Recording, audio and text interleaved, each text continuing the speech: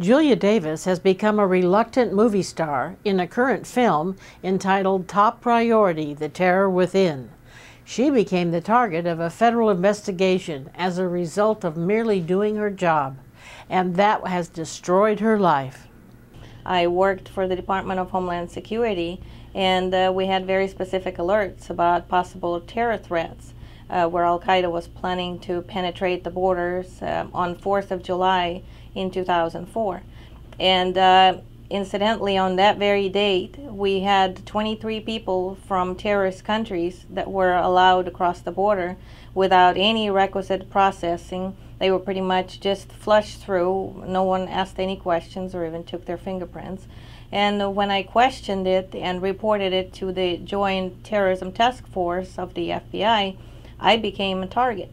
So instead of investigating my report, I was targeted for 54 investigations, and the Black Hawk helicopter raid of my home was a 27-man SWAT team. The question that hasn't been asked or answered is, who were these people that were allowed to sneak into our country? We would get on average 5 to 15 people in an entire month from terrorist countries.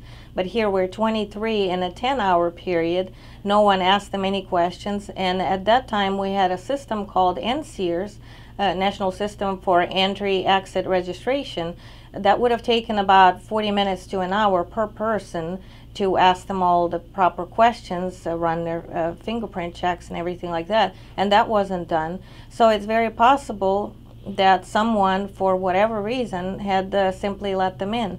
And the obvious follow-on would be, why did the supervisor in charge of that border checkpoint allow this to happen? And then the next question is, why did our government go to such lengths to persecute Julia for pointing out this violation of border security?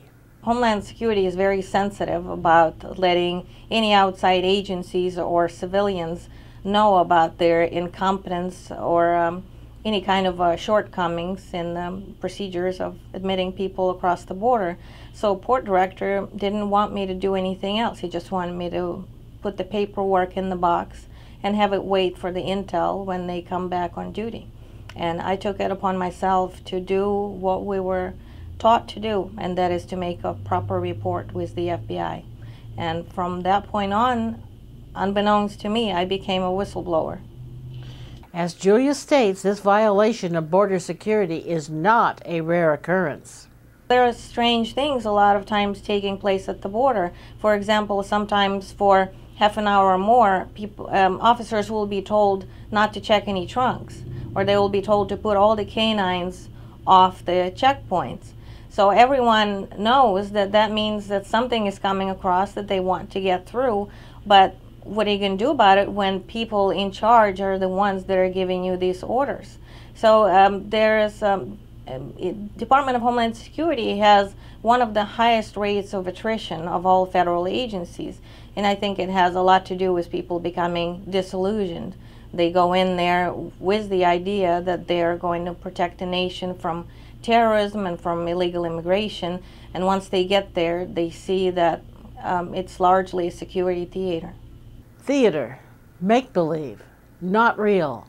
So we ask her, after making such a big deal out of her filing the report to the FBI after all the persecution for the last 9 years, what happened to her initial report? Funny enough, the report about people that came across the border on that date was closed on the very same day that it was open, and it stated that it was being closed with no action and no investigation. So no one knows where they are, where they went, who they were exactly, and the government had concentrated all of their powers on discrediting and silencing me instead of looking at the problem.